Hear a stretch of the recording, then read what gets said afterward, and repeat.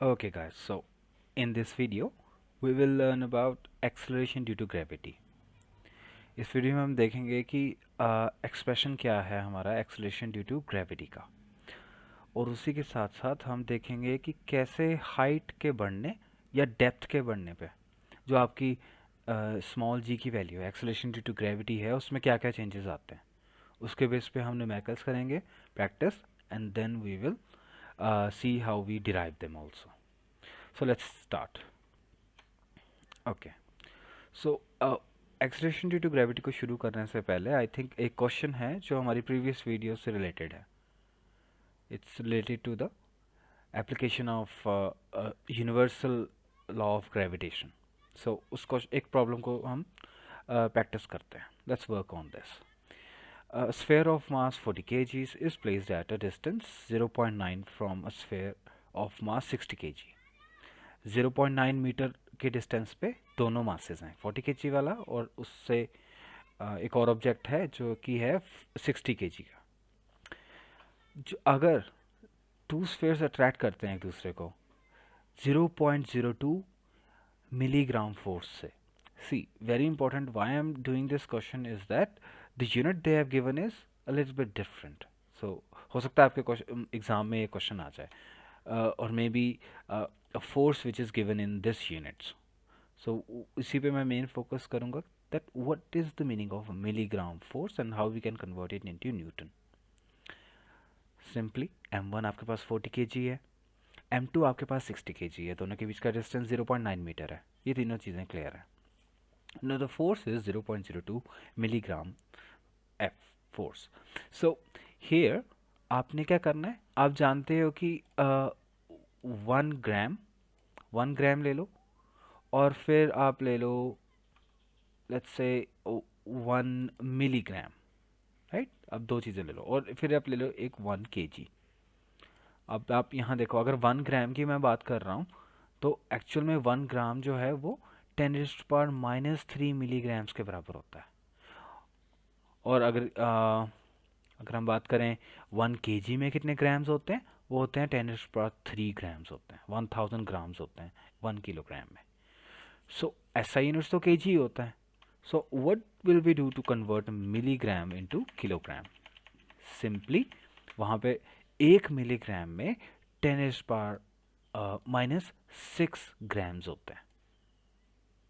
Sorry, 1 milligram में 10⁻⁻6 kilograms होते हैं, किलोग्राम्स. सो यहाँ पे आपने 10⁻⁻6 से मल्टीप्लाई कर देना उसको किलोग्राम में कन्वर्ट करने के लिए.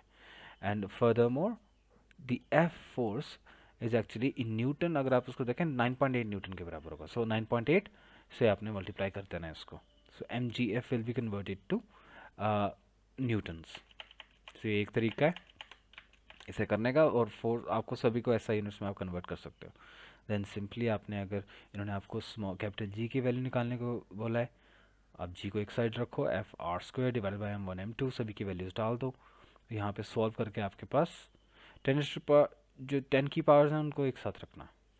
It will be -11 newton metre square per K ji square. ये आपकी वैल्यू होती है, यही होती है 6.62 इंटू 10⁻11.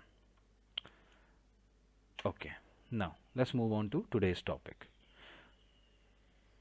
इस टॉपिक में हम देखेंगे एक्सेलरेशन ड्यू टू ग्रेविटी का एक्सप्रेशन क्या होता है, क्या मीनिंग क्या है उसका. ओके, सो हमें पता है कि अर्थ जो है वो हर बॉडी को अट्रैक्ट करती है, और अगर वो उसके सरफेस के पास है या सरफेस पे है, वो अपने सेंटर की तरफ जो है वो अट्रैक्ट करती है. Gravity is a central force. So जो भी बॉडीज़ के बीच में ग्रेविटेशनल फोर्स लग रही है वो सेंटर्स के अलोंग होगी.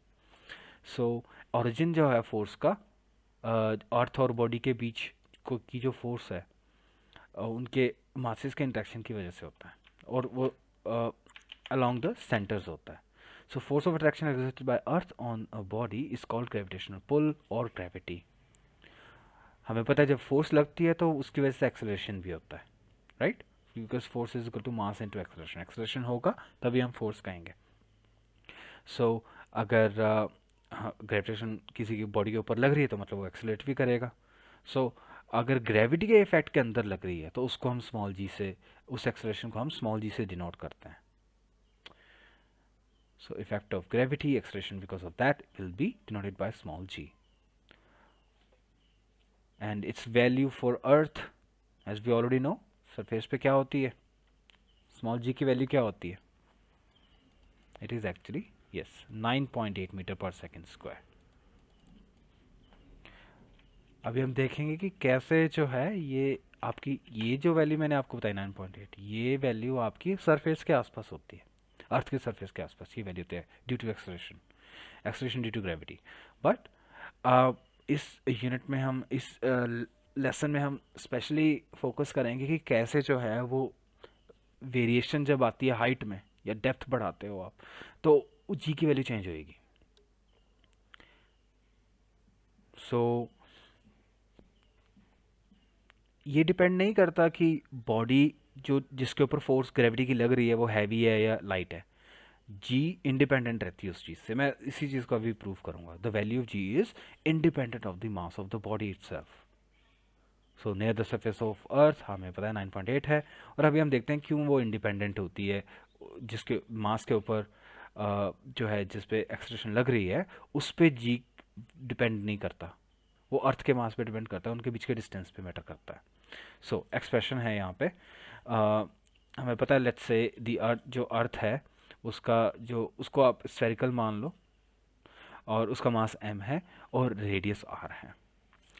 एंड स्मॉल m जो है उसके ऊपर लाई कर रहा है, स्मॉल m मास जो है वो सरफेस पे है. अब देखो, अगर अगर बॉडी का साइज जो है वो बहुत छोटा है, if the size of the body is very small as compare to the earth, obviously आप चाहे एक एप्पल ले लो चाहे एक स्टोन ले लो, सो अगर आप उसी मास को ले तो वो मास बहुत छोटा होगा, उसका कुछ खुद का radius as compare to earth बहुत बहुत छोटा होगा. तो उस केस में हम क्या कर सकते हैं, जो बॉडी का सेंटर है और जो अर्थ का सेंटर है उनके बीच के डिस्टेंस को हम ऑलमोस्ट आर ही ले लेंगे. ऑब्जेक्ट यहाँ पे है मान लो, ठीक है, बहुत छोटा मास है तो आप आर ही ले लोगे. लेकिन अगर मान लो ये मून है, अगर ये मून होता जो कि मान लो अर्थ के सरफेस पे आ गया है, टकरा गया है या रुक गया है, ऑलमोस्ट यही साइज जो है वो जो यहाँ पे फिगर बनी है, ये मून और अर्थ का और अप्रॉक्स साइज आप कंपेयर कर सकते हो यहाँ से. अगर ये केस होता तो जो मून का रेडियस है ना, आपको उसको भी ऐड करना पड़ता उनके बीच के डिस्टेंस को बताने के लिए, आर प्लस आर होता. बट अभी हम केस में क्या ले रहे हैं कि जो इनके बीच का डिस्टेंस है उसको हम कैपिटल आर ही ले रहे हैं, क्योंकि एम एक्चुअल में बहुत छोटा है. यहाँ तो आपको बड़ा करके बताया, एम एक्चुअल में बहुत छोटा है.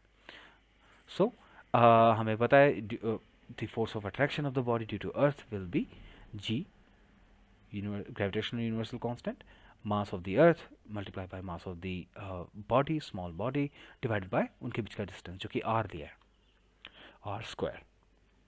सो अब ये तो चीज़ हमारी आ गई उस लॉ से, ये फोर्स की वैल्यू हमारी उस लॉ से निकल के आ गई. अब the force of the on the body of mass m due to earth, जो अर्थ उसको खींच रहा है अपनी तरफ ग्रेविटी की वजह से. सो आप एक और चीज़ जानते हैं, Newton second law of motion की वजह से क्या होता है, force is equal to mass into acceleration. So force क्या हो जाएगी, मास इनटू एक्सेलरेशन, जिस मास पे लग रही है और उसकी एक्सेलरेशन क्या है, तो वो फोर्स भी आ जाएगी हमारे पास एम जी. अब आप इन दोनों वैल्यूज को कंपेयर कर लो, take M G equal to G M small M divide by R square. M से एम कट जाएगा और जी की वैल्यू आ जाएगी, यहाँ आप देख सकते हो G M over R square. ये वैल्यू बहुत इंपॉर्टेंट है, एक्सेलरेशन ड्यू टू ग्रेविटी का एक्सप्रेशन है, G small G is equal to G M divided by R square. यहाँ पे आप बहुत चीज़ एक इम्पॉर्टेंट नोट करो कि that there is no small M anywhere here now. See, there is no small M. What does that mean, उसका मतलब है कि किसी भी बॉडी को अगर अर्थ अर्थ अट्रैक्ट कर रही है, चाहे वो ट्रक है, चाहे वो एक एस्ट्रॉयड है जो कि 5-10 किलोमीटर रेडियस का है, कुछ भी है ऑब्जेक्ट, उसके खुद के मास पे स्मॉल जी की वैल्यू डिपेंड नहीं करेगी, अर्थ के मास पे और उन दोनों के बीच के जो रेडियस डिपेंड, जो डिस्टेंस है अर्थ और उस ऑब्जेक्ट के बीच का, उस पे डिपेंड करेगी. इस फॉर्मूला से ये प्रूव होता है. ये है वैल्यू हमारी एक्सेलरेशन ड्यू टू ग्रेविटी की, सर अर्थ के सरफेस पे. ओके, अर्थ के सरफेस पे. So let's try a question based on this. So let's say earth जो है एक यूनिफॉर्म स्फेयर है, एक्चुअल में थोड़ी ओवल शेप की होती है earth because of its rotation on its own axis, but we will for the sake of question we will take it as uniform sphere of radius 6380 kilometre with density of 5.5 gram per centimetre cube. Remember यहाँ पे density दी है अर्थ की. अभी हम देखेंगे कि कैसे हम डेंसिटी से मास जाने बिना हम डेंसिटी की हेल्प से जो है वो सॉल्व कर सकते हैं क्वेश्चन को.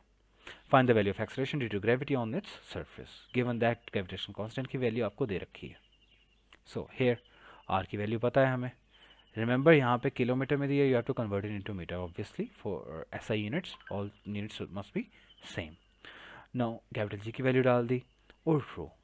Rho is the density. Density is denoted by the rho. Now it is 5.5 gram per centimeter cube. So gram and centimeter are CGS units. We have to convert them into SI units. So एक ग्राम में 1/1000 kg होंगे और centimetre को metre में convert कर दिया तो 1/100 और पावर -3 है तो यहाँ -3 रहेगा. आप देख लो यहाँ पे when you make this a positive sign 100 cube will go up. So and there were 3 zeros here, so and में 5.5 इंटू 10⁻³ kg पर मीटर क्यूब आपका ऐसा यूनिट्स में डेंसिटी आ जाएगा. Now let's see how putting the values here will give us the answer. But before that आप बताओ कि density की वैसे बाय फॉर्मूला क्या होता है. Density is equal to by definition, give it a try.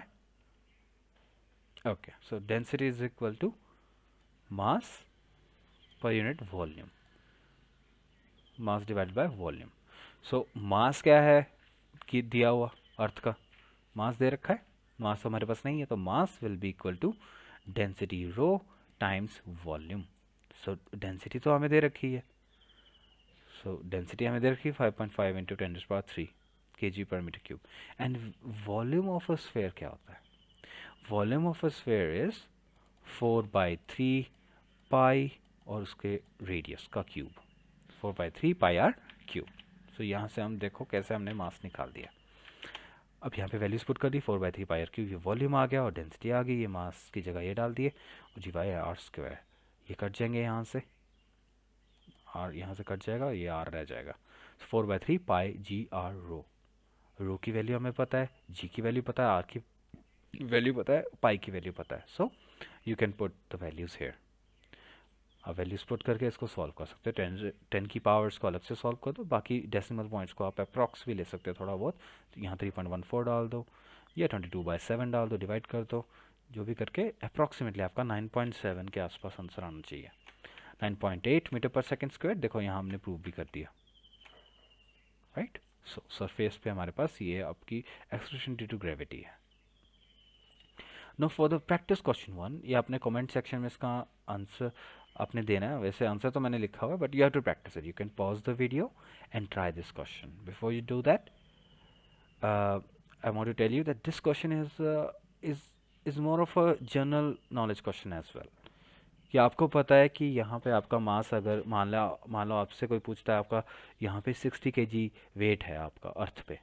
कोई आपसे पूछता है कि मून पे तो ग्रेविटेशनल फोर्स कम होती है क्योंकि उसका जो मास है वो छोटा है. सो वहाँ पे आपके पास क्या वेट हो जाएगा, उतना ही रहेगा या कम हो जाएगा. ऑब्वियसली कम हो जाएगा वेट हमारा, बट कितना कम हो जाएगा.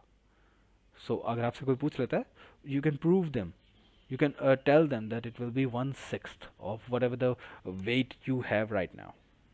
अगर 60 kg तो मून पे जाके आपको वैसा महसूस होगा कि आपका वेट 10 kg है. वो कैस क्यों है, you must give it a try. यहाँ पे आप सॉल्व करो, put the values, use this formula here, इस फॉर्मूला को यूज़ करो और try to prove that why when the radius is 1/4, a quarter जो है वो 1/4 जो है वो हमारा मून का रेडियस होता है एज़ कम्पेयर टू अर्थ, और जो उसका मास है वो 1/96 होता है. अगर ये कंडीशंस हैं तो आपके पास स्मॉल जी की वैल्यू क्या हो जाएगी. तो वो इस जी जो अर्थ की एक्सेलरेशन ड्यू टू ग्रेविटी है उससे कितनी कम हो जाएगी, ये आपने प्रूव करना है कि वो 1/6 हो जाएगी. Okay, you can pause the video and give it a try. Now let's move on to our next part. देखो, अब हम पढ़ेंगे variation of acceleration due to gravity, कि ग्रेविटी की वजह से एक्सेलरेशन ड्यू टू ग्रेविटी पे क्या क्या फैक्टर्स जो हैं वो रोल प्ले करते हैं उसकी वैल्यू को चेंज करने के लिए। हमें पता है सरफेस की उसकी वैल्यू सरफेस पे जो है वो जी की value 9.8 metre per second square होती है, बट उसके जो कुछ इफ़ेक्ट्स हैं जिसकी वजह से उसकी वैल्यू चेंज भी हो जाती है। हाइट या एल्टीट्यूड, जैसे जैसे आप एल्टीट्यूड पे जाते जाओगे वो वैल्यू वो नहीं रहती है, चेंज होती है। और डेप्थ का इफेक्ट, अगर आप सरफेस से नीचे जा रहे हो, अर्थ के सरफेस से आप नीचे जा रहे हो, वहाँ पे जैसे जैसे नीचे जाते जाओगे आपकी वैल्यू ऑफ जी जो है वो उतनी नहीं रहेगी, इट विल बी डिक्रीजिंग और इंक्रीजिंग, लेट्स सी। एंड जो अर्थ की शेप है उसकी वजह से भी असर पड़ता है, ओके और उसका जो रोटेशनल मोशन है उसकी वजह से भी असर पड़ता है। मेनली हम यहाँ फर्स्ट थ्री को मैं डिस्कस करूँगा आज। Okay, so the effect of height और altitude on the acceleration due to gravity. Okay, so वही चीज़ है कि आप अर्थ को एज ए स्फीयर मानो of radius r and mass m. Small g is the value of acceleration due to gravity at a point A on the surface. यहाँ आप देख सकते हैं इस फिगर में A पॉइंट पे आपके पास स्मॉल g जो है वो वैल्यू है सरफेस पे जो हमने अभी पढ़ा, और हमें पता है क्या वैल्यू होगी उसकी, G M divided by R square.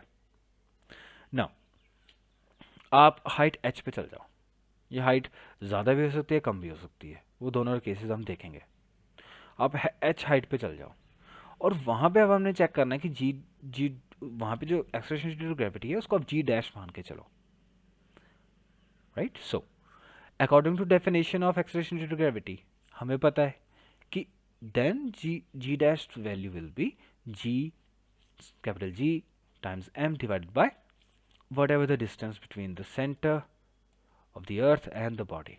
सो यहाँ पे R plus H, so denominator में आर प्लस एच आ जाएगा ना। ये आपके पास डी डैश की वैल्यू, आप कुछ नहीं करना है अभी आपने, you just have to divide this, you can divide this equation here with this equation. So G dash divided by G will be G M over R plus H square times R square divided by G M. No, यहाँ पे G M से G M cut जाएगा और R square divided by R plus H का whole square आ जाएगा। यहाँ पे आप क्या कर सकते हो, यहाँ पे आर स्क्वायर आपने लिखा है, आप आर को ब्रैकेट के अंदर ही क्लोज ले लो and 1 plus H by R आपके पास आ जाएगा, उसका स्क्वायर आ जाएगा और बंद कर दो। वेट अ मिनट, यस, सो यहाँ पे आपके पास होल स्क्वायर बाहर आ जाएगा। नाउ अगर आपने आर को बाहर लाना है तो ऑब्वियसली आपको स्क्वायर करना पड़ेगा, इसे बाहर लाओगे आप स्क्वायर के तो स्क्वायर के अंदर रह गया क्या, 1 plus H over R whole square, और आर स्क्वायर बाहर आ गया एज ए कॉमन, ताकि आर स्क्वायर से आर स्क्वायर कट जाए। अब no, G dash by G will be equal to 1 plus H over R raised power -2। से ये डिनोमिनेटर में था पावर स्क्वायर, अब ऊपर जाके -2 हो गया। ये 1 plus X raise to power any power, यहाँ पे आप बाइनोमियल थ्योरम लगाते हो, उससे उसको एक्सपैंड करते हो, राइट। यहाँ पे आपने एक चीज़ पे नोट करना है कि जो h हाइट है आपके पास वो कंपैरेटिवली r के, r देखो रेडियस होता है अर्थ का जो कि अराउंड 4600 किलोमीटर्स होता है, बहुत बड़ी वैल्यू है ये। अगर आपकी हाइट मान लो आप 1 किलोमीटर भी ऊपर गए हो, स्काई में आप 1 किलोमीटर ऊपर चले गए और आप देखना चाहते हो कि एक्सेलरेशन ड्यू टू ग्रेविटी कितना अमाउंट से चेंज होगी, what you can do in that case. So आपको पता है कि उस केस में h बहुत छोटा है एज कम्पेयर टू r, मतलब h by R will be a very very small value, right, बहुत स्मॉल होगी वो 1 से, क्योंकि डिनोमिनेटर बहुत बड़ा है इसलिए। सो अगर अगर ये बात है, अगर ये बहुत छोटी वैल्यू एच ओवर आर जो है, so 1 plus H divided by R raised to power -2, अगर आप इसको बाइनोमियल थ्योरम से एक्सपैंड करोगे, let's see, okay, this is the binomial theorem. यहाँ आप देख सकते हो कि कैसे आपके पास अगर आप स्मॉल अगर आप ये वैल्यू एक्स वैल्यू अगर बहुत स्मॉल है, एक्स अगर बहुत बहुत छोटा है वन से, सो जब आप थर्ड या second fourth fifth next next terms में अगर आप जाओगे, जैसे ये वाली टर्म्स में आप जाओगे, अगर x बहुत छोटा है वन से, तो उसकी पावर आप जितनी बढ़ाओगे वो उतना ही और छोटा होता चला जाएगा, कि ज़ीरो के एकदम पास पहुंच जाएगा। ज़ीरो तो नहीं होगा, बस ज़ीरो के एकदम पास पहुंच जाएगा।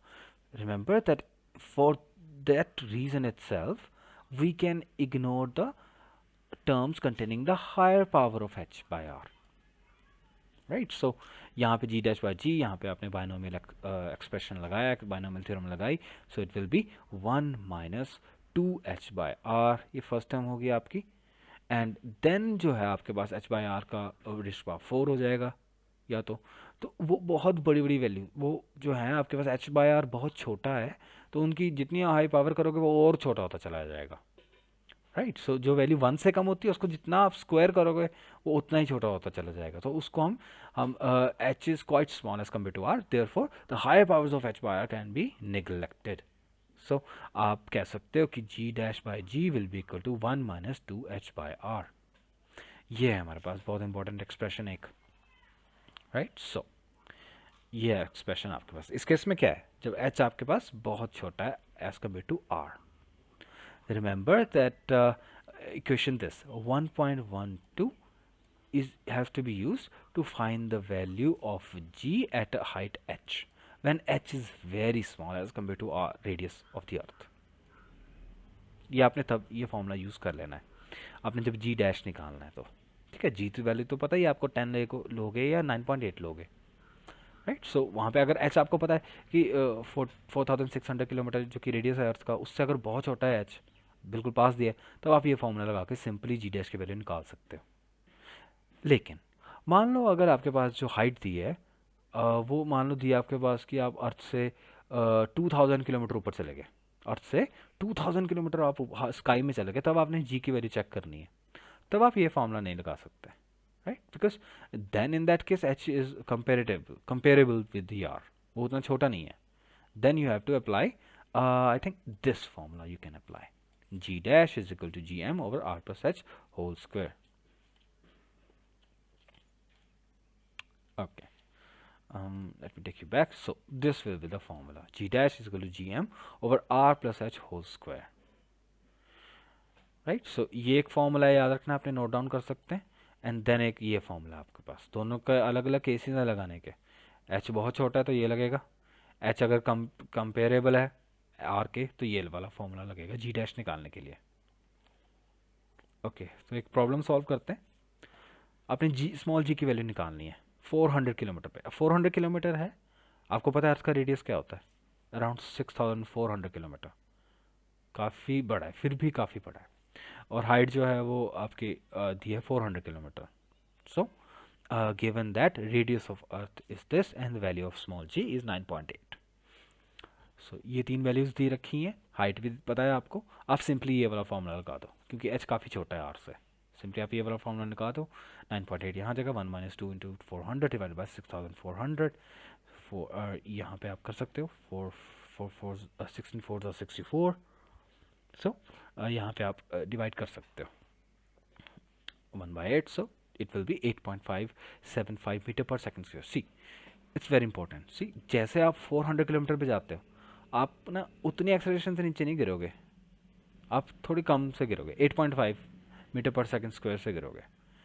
ऑल्दो इट्स नॉट मच कि वो फिर भी आप गिरोगे ही नीचे, तो नीचे की तरफ तो गिरोगे काफ़ी एक्सेलरेशन से, बट 9.8 से कम होगा वे। और 400 किलोमीटर में आपके आगे आएगा वैसे तो।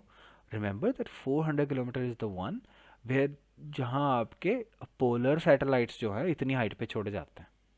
There are two types of satellites. We will study in the later video that there are two types of satellites, geosynchronous and simply the polar satellites, जो पोल्स के थ्रू जो है वो रोटेट करते हैं, अर्थ के रिवॉल्व करते हैं, वो 400 किलोमीटर उनकी वो होती है, तो उस रेंज पे एक्स जी की वैल्यू ये होती है।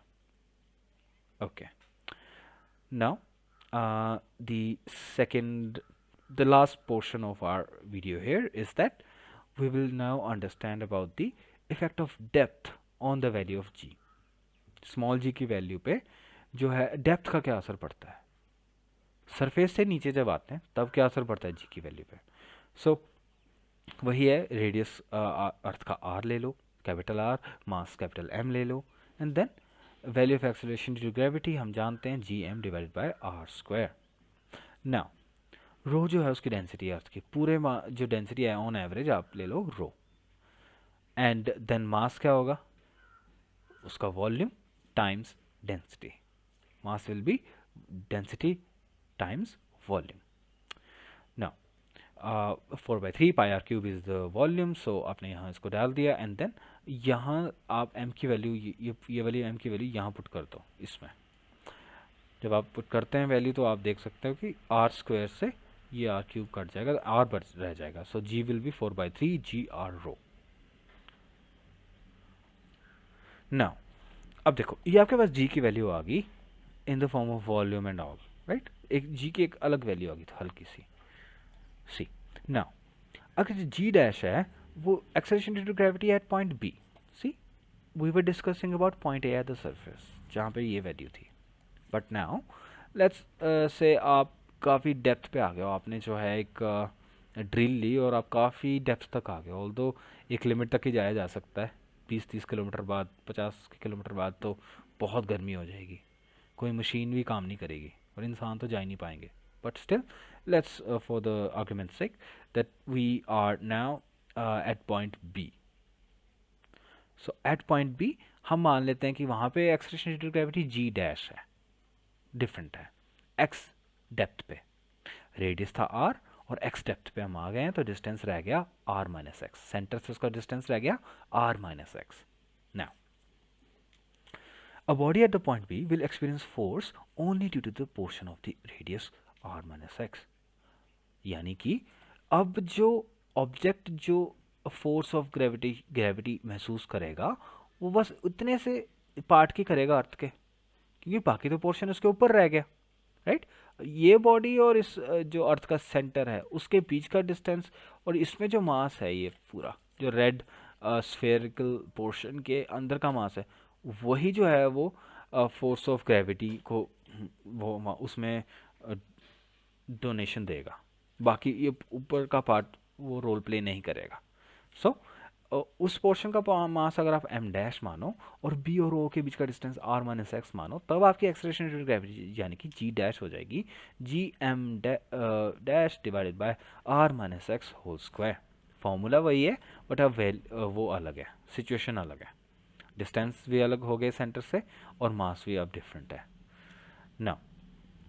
वही चीज़ है, आपने यहाँ इस वाली चीज़ को देखना है, यहाँ पे बिल्कुल इसी तरह से आपने इसमें वैल्यू डाल देनी है 4/3 पाई आर की जगह आर माइनस एक्स का whole cube and rho. Okay यहाँ जी भी आएगा, सॉरी एम डैश की वैल्यू है ये तो सिर्फ वॉल्यूम इनटू डेंसिटी। नाउ आप जी डैश में यहाँ वैल्यू डाल दो, जी की जगह जी डैश में वैल्यू डाल दो, वही सारी वैल्यूज आ जाएंगी और आर की जगह आर माइनस एक्स होगा और आपके पास यहाँ रो आ जाएगा, डेंसिटी तो वही है एवरेज। ओके नाउ आप इसे भी सॉल्व करेंगे, यहाँ पे आपके पास आर माइनस एक्स का होल स्क्वायर कट जाएगा और ये क्यूब यहाँ से कट जाएगा, आर माइनस एक्स रह जाएगा 4/3 G R minus X rho. No उसी तरह से जैसे आपने हाइट वाले में के केस में किया था, इसको आप डिवाइड कर दो इससे, इस वैल्यू से। Now G dash divide by G will be 4/3 pi G R minus X rho divided by 4/3 pi G R rho. बहुत सिंपल सी बात है, 4/3 पाई 4/3 पाई कट जाएगा, जी से जी कट जाएगा, रो से रो कट जाएगा, R minus X divided by R रह जाएगा, right, R minus X divided by R रह जाएगा।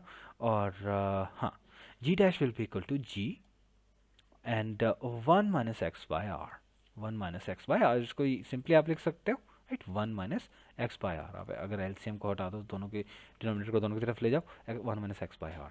सी नाउ अब यहाँ देखो बहुत इंपॉर्टेंट चीज़ है, यहाँ पे थोड़ी समझने वाली चीज़ है।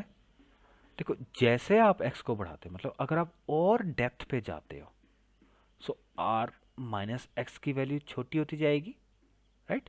अगर आप x को बढ़ा रहे हो और डेप्थ पे जा रहे हो, यानी कि यहाँ से अब यहाँ चले गए, सो आर माइनस एक्स की वैल्यू छोटी हो जाएगी, right.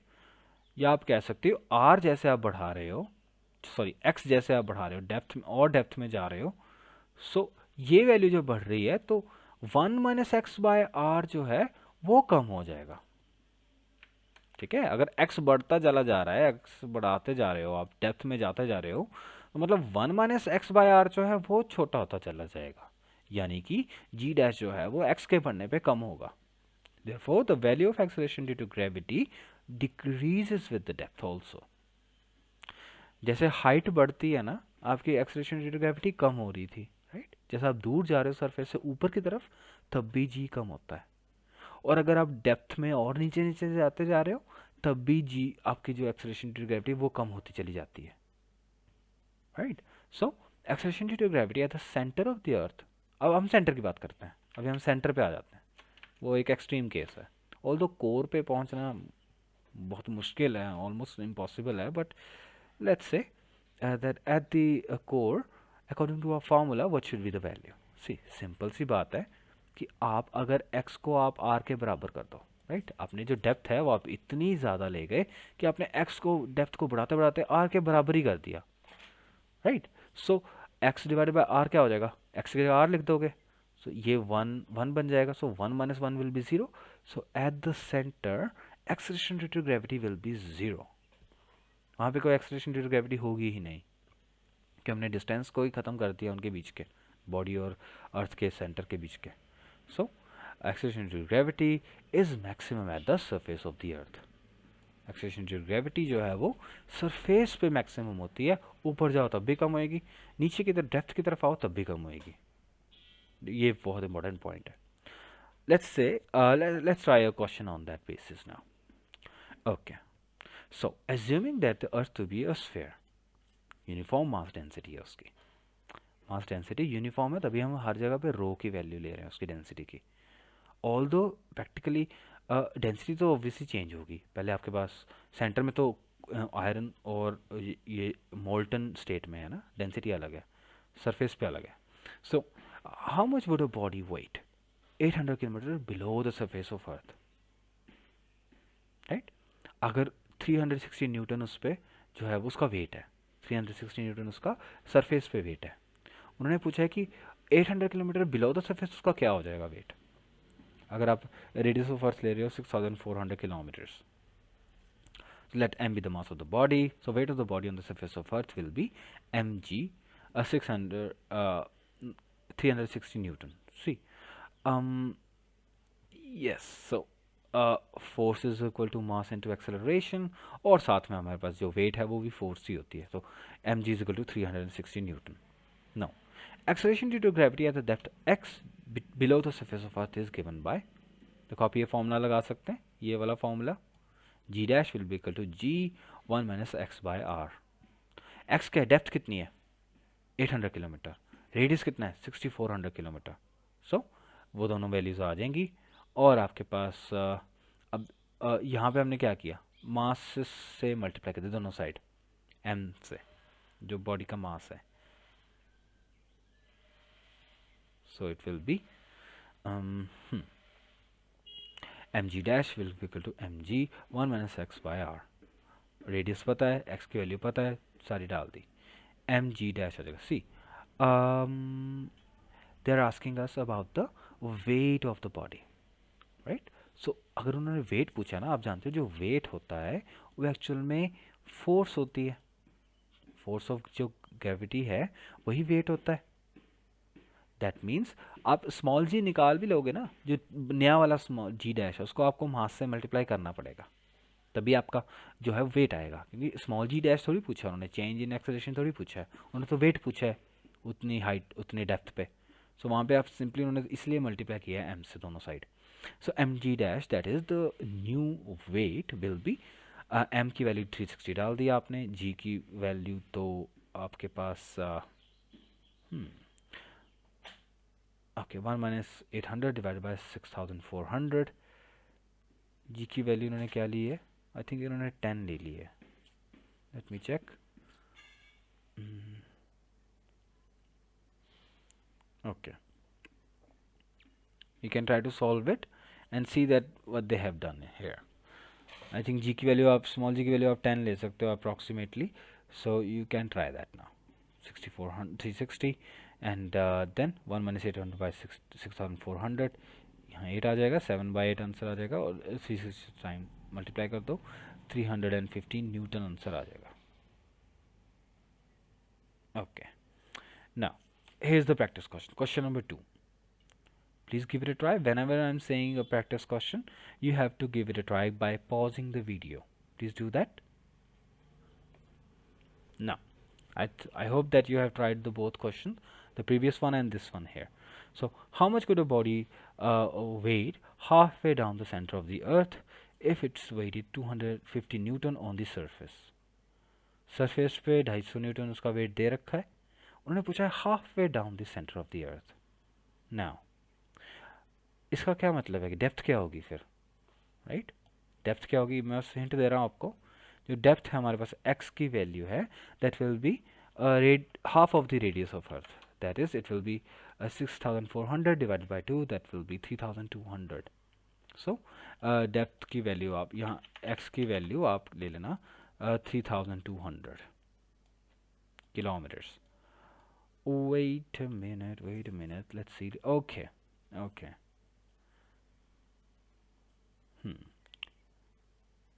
Yes, make sure in these questions you convert everything into SI unit first, right? So kilometers में दिया, आपको मीटर में कन्वर्ट करना उसको. मे बी वहाँ पे तभी उन्होंने जो है वो स्मॉल g की वैल्यू को यहाँ पे कंपेंसेट कर लिया है बीच में ही कहीं.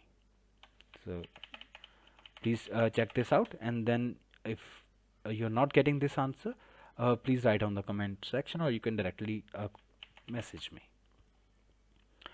Now the last part is the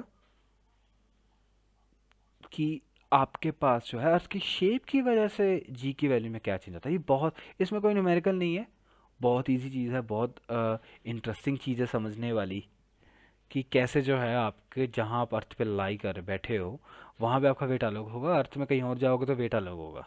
वो देखते हैं क्यों ऐसा होता है और कैसे वो चेंज होता है. सो अर्थ एक परफेक्टली स्फेरिकल नहीं है शेप में, सीधी सी बात है. जो हम पिछले क्वेश्चन करते हैं वहाँ पे हम थोड़ा सा उसमें एक हम कंसिडरेशन लेते हैं, ताकि जो प्रॉपर हम वॉल्यूम ऑफ अर्थ है उसको हम 4/3 पाई आर क्यूब ले पाएँ. ऑल्दो ऑलमोस्ट स्फेरिकल होता है, बट रोटेट कर रहा है तो वो वॉबल कर जाता है थोड़ा सा, उसकी शेप जो है वो ओवल हो जाती है. यानी कि उसका जो सेंटर से इक्वेटर के जो प्लेन है उसका डिस्टेंस अलग होगा as compare to a centre from the pole. Obvious सी बात है, जब सेंटर से डिस्टेंस चेंज होता है तो आप जानते हो कि स्मॉल जी की वैल्यू में चेंज आता है. नाउ अपनी रोटेशन, अपनी एक्सिस पे रोटेशन करने की वजह से उसमें ये शेप में चेंज आया है. अर्थ पे वो फ्लैट होती है और इक्वेटर की तरफ बल्ज किया होता है उसने आउटसाइड की तरह. सो इक्वेटोरियल रेडियस जो है वो आर ई वो बड़ा होता है as compare to polar radius R P. Let's G E and G P मान लेते हैं, वो दोनों एक्सेलरेशन ड्यू टू ग्रेविटीज़ हैं, दोनों अलग अलग पोल और इक्वेटर के लिए. नाउ अकॉर्डिंग टू इक्वेशन हम जानते हैं जी इक्वेटर पे क्या हो जाएगा, G M divide by R E square, and acceleration due to gravity at the poles will be G M by R P square. अब हम जानते हैं कि आर पी जो है वो बहुत छोटा है आर ई से, यानी कि देखो इन्वर्स प्रोपोर्शनल है ना, दैट मीन्स